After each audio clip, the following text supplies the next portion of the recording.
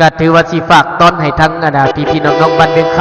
ำของเฮาเนาะจากทางในงานศิลปะดนตรีติ๊กภาพเพลินฝากให้เป็นช่วงตีสร้างน้ำน้อง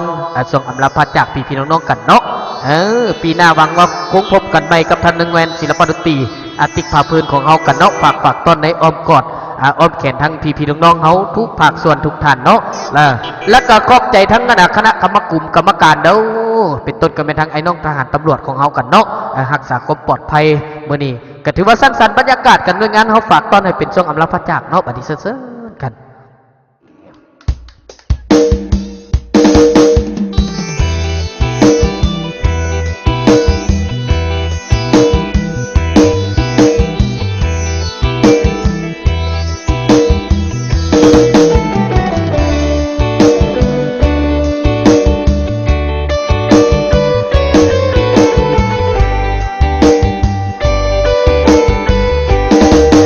บ่มีเงินหอด50 ล้าน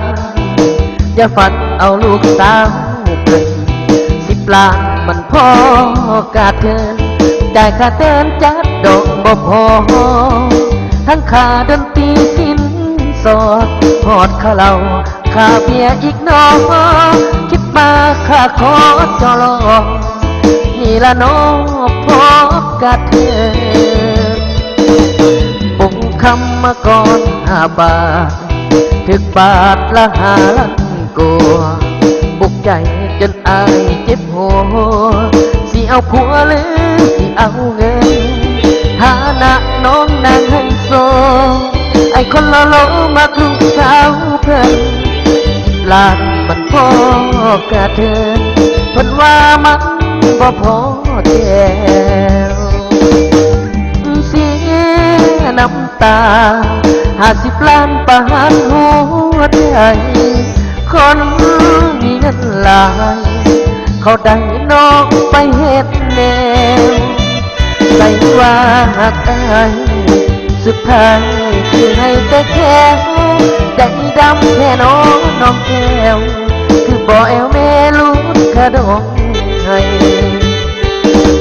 บ่มีเงินหอด50 ล้านอย่าฝันเอาลูกสาวเพิ่นน้องเอ๋ยไอ้จนขาดเคินเงินค่าดอกไข่มูลแม่ใสอยากยืมเงินธนาคารมาแต่งเอาน้องควัน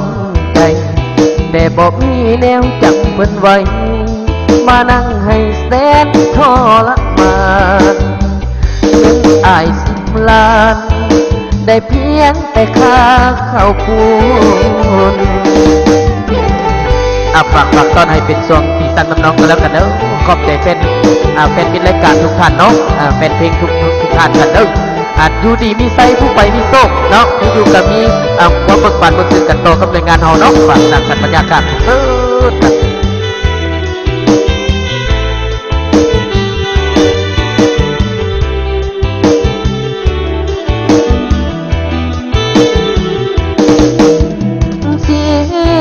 น้ำตา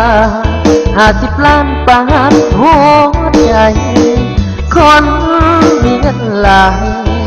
เขาได้น้องไปเฮ็ดแนวใส่ว่าหักอายสุดท้ายคือให้แต่แค่ใจดำแค่น้องแก้มคือบ่แอวแม่ลูกค่าดองให้บ่มีเงินหอด50 ล้านอย่าฝันเอาลูกสาวเพิ่นน้องเอ๋ยอ้ายจนขาดเคินเงินค่าดอกไข่มูลแม่ใสอยากยืมเงินธนาคารมาแต่งเอาน้องควันใจแต่บ่มีแนวจังเพิ่นไว้มานั่งให้แสนทรมานเงินอ้าย10 ล้านได้เพียงแต่ค่าข้าวปูน